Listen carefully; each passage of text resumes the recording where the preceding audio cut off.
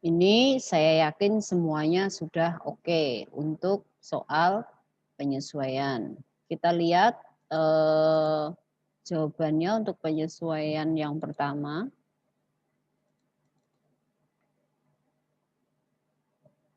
Ya.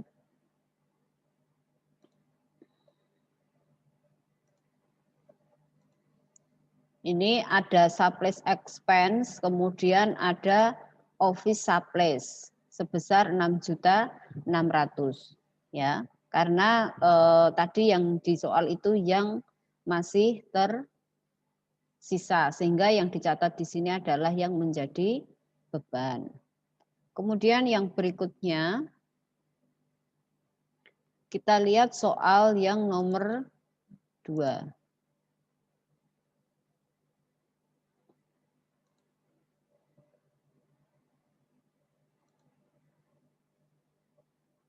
Ini ada 4 kejadian di soal nomor bukti memorial nomor 2 ini. Cek yang diterima pelunasan piutang dari toko Gajah Mada Foto sebesar 66496 ternyata tidak ada dananya. Berarti kan cek kosong. Karena cek kosong yang tadinya itu cash in bank, kreditnya akun receivable ini dikembalikan lagi. Nanti akun receivable-nya debit, kreditnya cash in bank. Bank telah keliru mendebet rekening CV Hima Kemzom sebesar 2.500.000 seharusnya kepada PT Jaya Santosa. Sama, ini uang kita oleh bank dikurangi, berarti nanti dibalikkan lagi. Terus kemudian ini dapat jasa giro, terus kemudian kena administrasi sekian, kemudian kena PPh final sebesar 660. Nah, sekarang kita lihat jurnalnya. Nih. Bank service charge-nya sekian, income tax expense tadi yang PPh final tadi, kemudian account receivable-nya sekian. Ada cash in bank 63 sekian, interest revenue atau pendapatan bunga bank tadi 4.560.700. Berikutnya.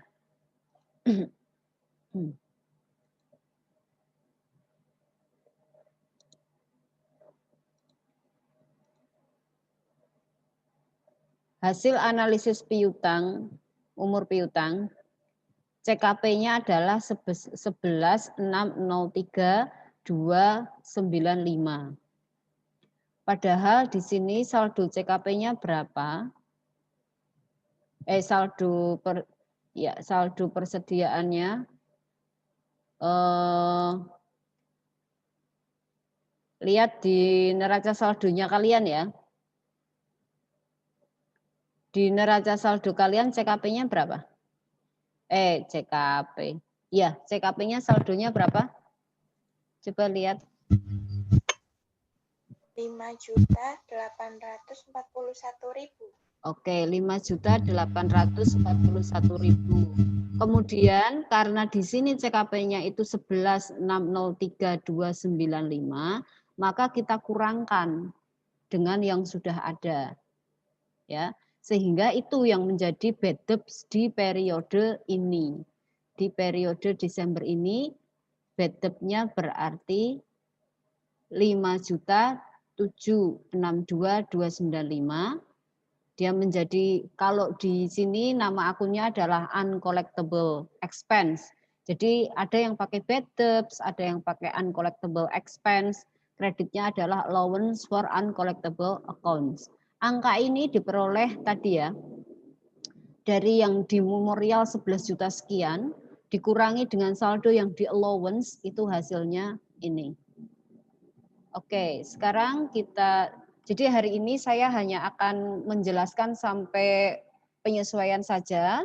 Setelah itu kalian kerjakan sesuai dengan schedule yang sudah saya sampaikan.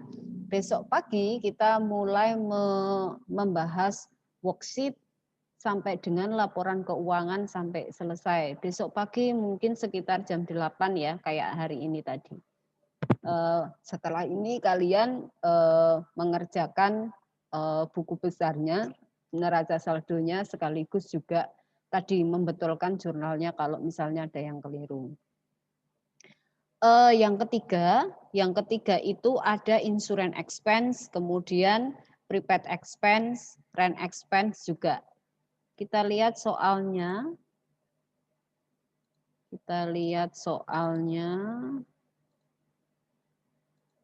Oke.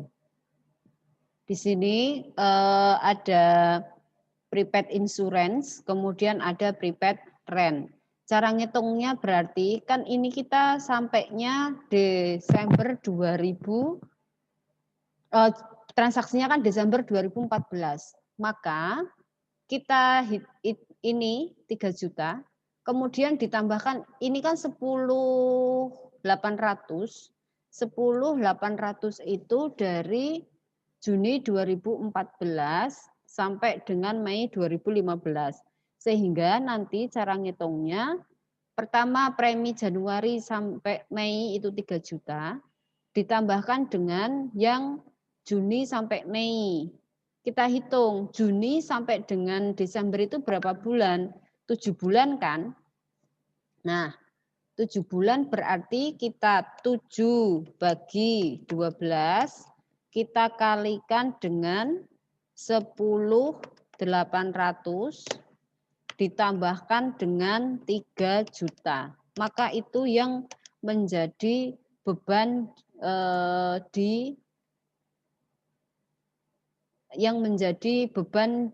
di bulan Desembernya. Ini 9.300.000. Gitu ya. Coba.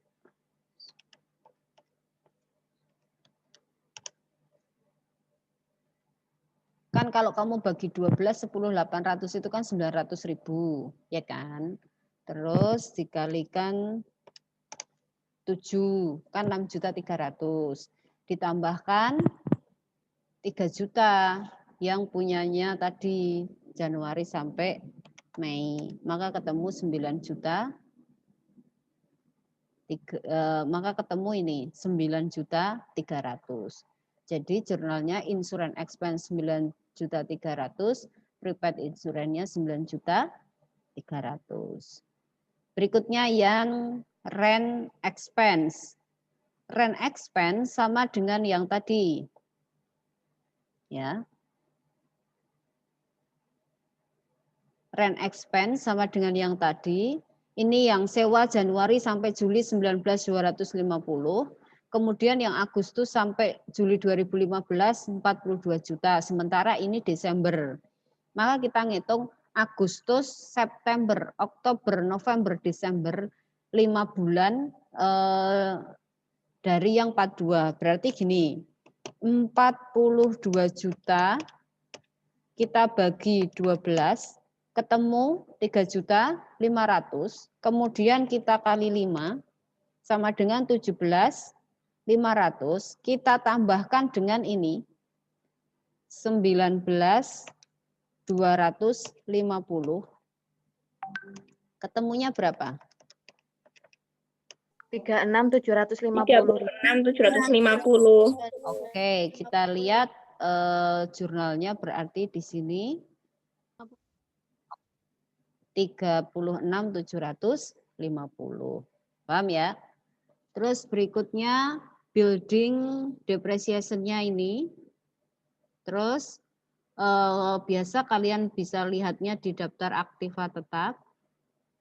Selanjutnya informasi berikutnya terkait dengan utilities expense dan wax and salaries expense. Kemudian selanjutnya kita lihat untuk income tax expense itu informasinya apa di sini. Coba kita lihat.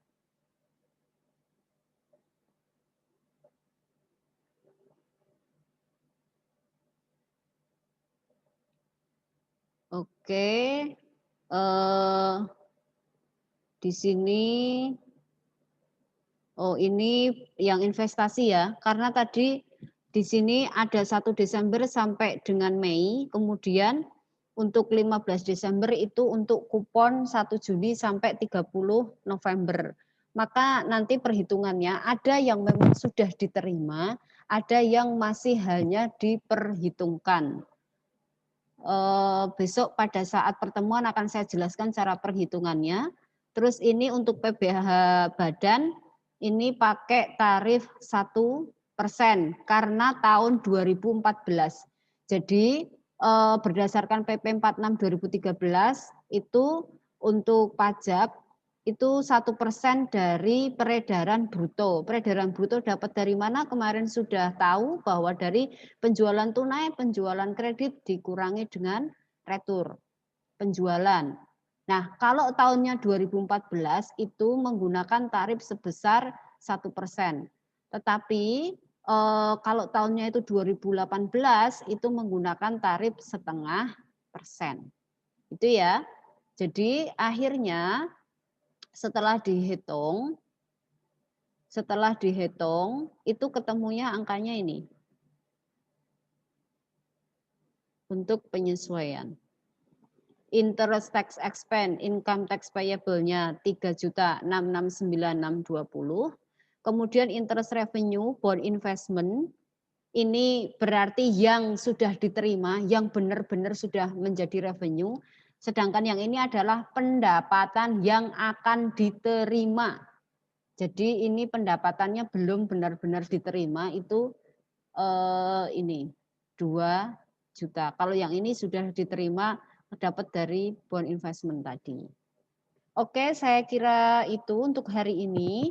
Jadi untuk penyesuaian sudah kita sampaikan semua.